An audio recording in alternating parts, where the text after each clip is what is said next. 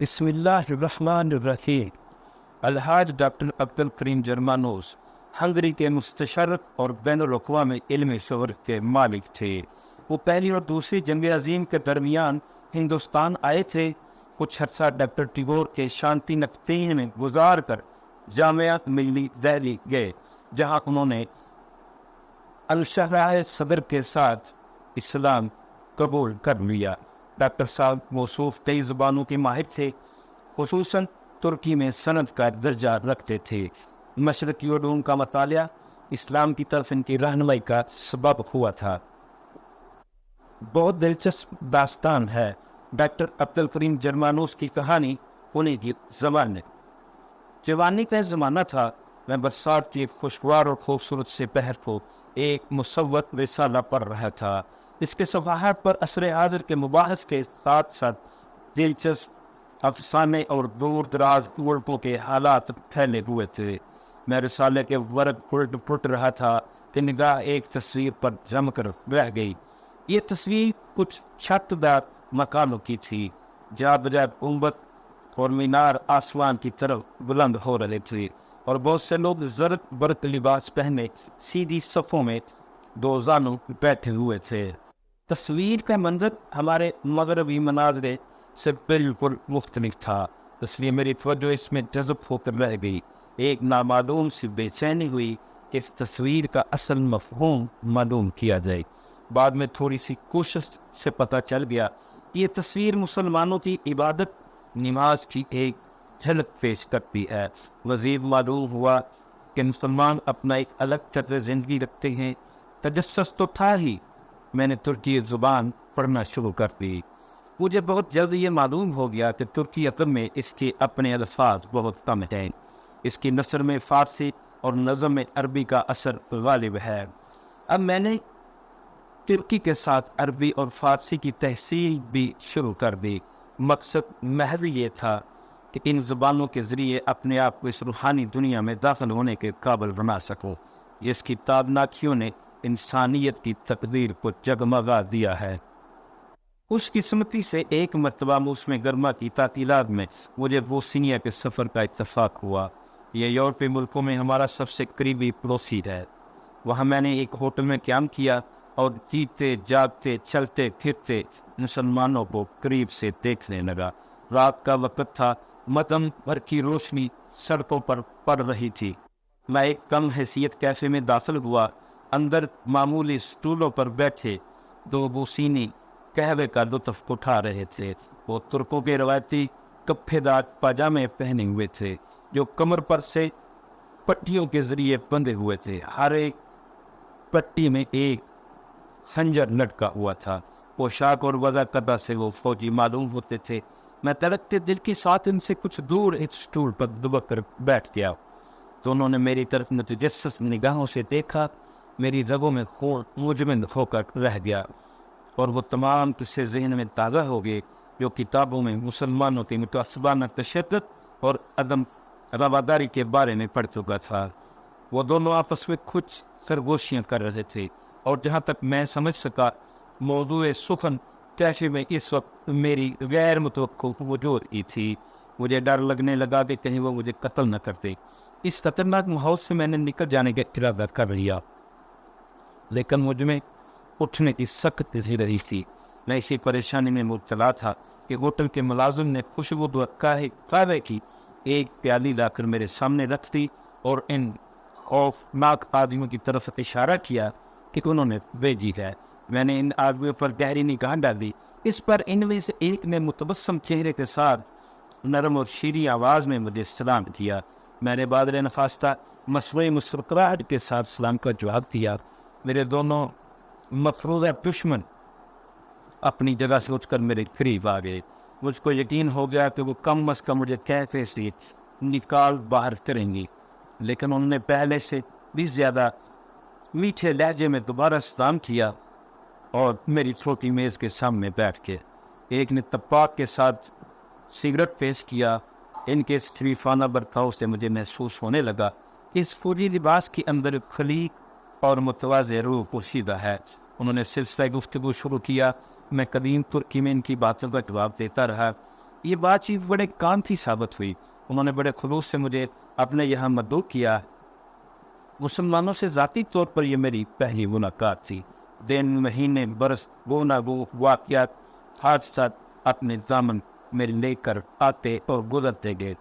علم کا ہر مسئلہ اور زمانے کا ہر واقعہ مجھے نئے تجربات سے دوچار کرتا رہا. میں نے یورپ کے تمام ملکوں کی سیاحت کی، قسطنطنیہ یونیورسٹی میں تعلیم پائی، ایشیا کوچک اور شام کی تاریخی یادگاروں اور قدرتی مناظر کی رعنائی کا مشاہدہ کیا، اور عربی، فارسی اور ترکی میں فارغ التحصیل ہو کر بوڈاپسٹ یونیورسٹی ہنگری میں شعبہ اسلامیات کا صدر مقرر ہو گیا. میں نے علم کے خشک و تر ذخیرے کا بڑا حصہ حاصل کر لیا جو صدیوں سے جمع ہوتا چلا آ رہا تھا. ہزارہ کتابوں کی ورق گردانی کر ڈالی، لیکن کتابی معلومات کا یہ سرمایہ مجھے قلب کی تسکین کا سامان نہ دے سکا. میرا دل مطمئن نہ کر سکا. دماغ سیراب تھا مگر روح پیاسی تھی. میری دلی تمنا تھی کہ جو کچھ میں نے اب تک پڑھا ہے اسے یکسر فراموش کر کے دل کی داخلی کیفیات میں کھو جاؤں. میری روح مقدس مذہب کے سدا بہار چمن سے مشکبیز ہونا چاہتی تھی. میں چاہتا تھا کہ جس طرح لوہار کے کچے لوہے کو آگ میں تباہ کر فولاد کی شکل دے دیتا ہے، اسی طرح میرا علم روحانیت کے سوچ سے زیادہ کارآمد اور پیش بہا بن جائے. میں ہندوستان میں تھا جب ایک رات میں نے پیغمبر اسلام حضرت محمد مصطفیٰ صلی اللہ علیہ وآلہ وسلم کو خواب میں دیکھا. آپ کی داڑھی مبارک کو مہندی لگی ہوئی تھی. صلی اللہ علیہ وآلہ وسلم کی داڑھی مبارک کا قدرتی رنگ مہندی والے بالوں کی طرح تھا. لباس سادہ اور پاکیزہ تھا اور اس میں ایک عجیب روح پرور خوشبو مہک رہی تھی. آپ نے نہایت دل پذیر لہجے میں فرمایا، تم اتنے پریشان کیوں ہو رہے ہو؟ سیدھا راستہ تمہارے سامنے کھلا ہوا ہے. اٹھو اور یقین اور ایمان کی قوت سے اس پر کام چل کھو جاؤ. میں نے ہمت کر کے عرض کیا، آپ جیسی عظیم ہستی کے لیے یہ بات بہت آسان تھی. جسے خدا نے مافوق الفطرت طاقت عطا کی تھی، اس سے منصب نبوت پر فائز ہو کر تائید غیبی سے اپنے دشمنوں پر فتح کامل حاصل کی، جس کی کوشش پر خدائے قدوس نے عظمت و جلال کا تاج رکھ دیا. آپ نے ذرا تیز نگاہ سے میری طرف دیکھا، پھر کچھ تامل کے بعد فرمایا، الم نجعل الارض مہادا والجبال اوتادا وخلقناکم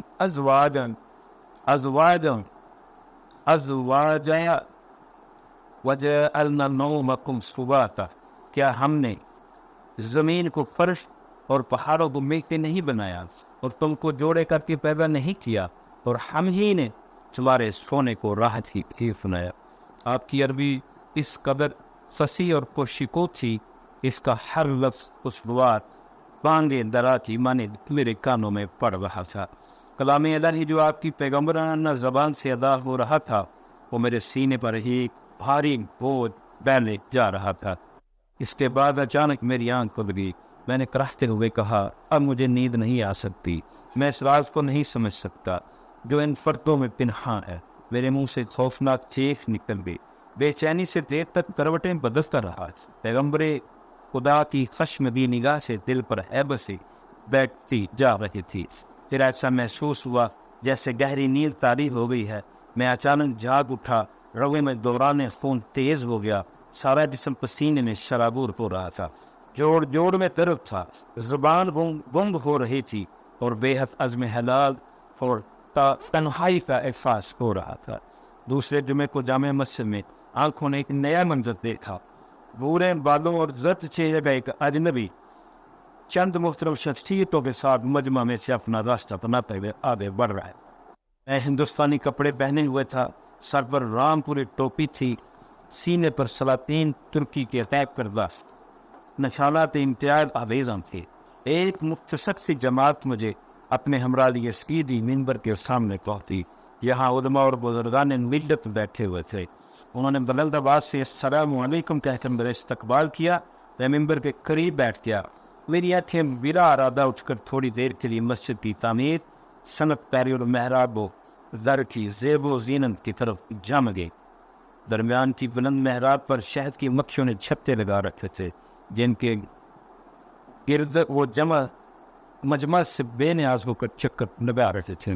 یکا یک اذان کی صدا بلند ہوئی، جسے دوسرے مکبروں نے جو مناسب مقامات پر استاتا تھے اپنی صداؤں سے مسجد کے گوشے گوشے میں پہنچا دیا۔ اس الہی حکم پر تقریباً 4000 مسلمان فوجی سپاہیوں کی طرح ایک دم کھڑے ہوئے اور ایک دوسرے کے پیچھے قریب صفیں جمع کر بڑے خشوع کے ساتھ نماز ادا کی۔ یہ نظارہ بڑا پرکیف اور روح پرور تھا۔ نماز پڑھنے والوں میں بھی شامل تھا۔ نماز ختم ہونے کے بعد ایک صاحب میرا ہاتھ پکڑ کر مجھے ممبر کے قریب لے گئے۔ سینے پر میرے قدم رکھتے ہی مجمع میں ایک حرکت پیدا ہوئی۔ پگڑیوں سے آراستہ ہزاروں سر لہلہاتے چمنزار کی طرح جنبش میں آ گئے۔ سفید ریش علماء نے میرے گرد ہلکا سا بنا لیا۔ ان کی پرشوق نگاہیں اور فروختہ نورانی چہرے پر ہر ساتھ میری ہمت بڑھا رہے تھے۔ میرے اندر جرت اور امنگ پیدا ہو گئی تھی۔ کسی جھجک کے بغیر میں نے ممبر کے 7ویں سینے پر قدم رکھا۔ میں نے پچھتی نگاہ سے ہجوم کا جائزہ لیا جو مسجد کے آخری سرے تک بحر مبواج کی طرح نظر آتا تھا۔ پچھلی صفوں کے لوگ گردنیں اٹھا کر مجھے دیکھنے کی کوشش کر رہے تھے۔ معلوم ہوتا تھا انسانوں کے سمندر میں طوفان برپا ہو گیا ہے۔ یہ منظر دیکھ کر بعض لوگوں کے منہ سے بے ساختہ ماشاءاللہ نکل گیا۔ میں نے اپنی تقریر عربی میں شروع کی۔ ایھا السادات الکرام، میں دور دراز ملک سے سفر کرتے آیا، اس علم کی طلب میں آیا ہوں جو مجھے وطن میں حاصل نہیں ہو سکتا تھا۔ میں آپ کے پاس روحانی فیضان حاصل کرنے آیا تھا۔ خدا کا شکر ہے کہ آپ نے مجھے اس کا مستفید فرمایا۔ اس کے بعد میں اصل موضوع کی طرف آیا۔ مسلمانوں میں یہ بات عام ہے کہ بس خدا ہی جو کچھ چاہتا ہے کرتا ہے، ہمارے عمل اور کیے سے کچھ نہیں ہو سکتا۔ لیکن قرآن یہ کہتا ہے کہ ہم نے آج تک اس قوم کی حالت نہیں بدلی جس نے خود اپنی حالت بدلنے کی کوشش نہ کی ہو۔ میں نے آیت کی تفسیر کر کے اس کا مفہوم و منشا بیان کیا اور تقویٰ کی زندگی اور گناہ و طغیان کے خلاف جہاد کرنے پر تفصیل سے روشنی ڈالی۔ تقریر کے دوران میں اللہ اکبر کے وجر آفرین نعروں سے فضا بار بار گونجتی رہی۔ بیان ختم کر کے میں وہی ممبر پر بیٹھ گیا۔ میرے دل میں جذبات کا طوفان اس طرح موزن تھا کہ اس وقت کی اور بات سوائے اس کے یاد نہیں رہی کہ ایک صاحب نے ہاتھ کے سہارے مجھے ممبر سے اتارا اور مسجد سے باہر لے چلے۔ میں نے پوچھا کہ آخر اتنی جلدی کیوں ہے، لیکن ذرا سی دیر میں اس کا سبب معلوم ہو گیا۔ بے شمار لوگ بڑی بے تابی سے میرا انتظار کر رہے تھے۔ انہوں نے بڑی گرم جوشی کے ساتھ مجھ سے مسافے اور معانقے کیے۔ ناتواں اور عمر رسیدہ لوگ جو مجھ تک نہ پہنچ سکتے تھے بڑی محبت کی نگاہوں سے میری جانب دیکھ رہے تھے۔ ہر شخص اپنے لیے دعا کا خواستگار اور میرے ہاتھوں اور سر کو بوسہ دینے کے لیے بے قرار ہو رہا تھا۔ میں نے پوری قوت سے کٹی ہوئی آواز میں کہا، اے اللہ کے نیک بندو، آپ مجھے اپنے اوپر اتنی تکلیف کیوں دے رہے ہو؟ بے شمار حشرات الارض میں میرا بھی شمار ہے۔ میری مثال ایک پتنگے کی سی ہے جو روشنی کی طرف بڑھ رہا ہے۔ اپنے ساتھ اللہ کے مخلص بندوں کی عقیدت و محبت کو دیکھ کر میرا دل عجز و ندامت سے پانی ہو رہا تھا، اور میں سوچ رہا تھا کہ یہ سب کچھ اسلام کی بدولت ہے۔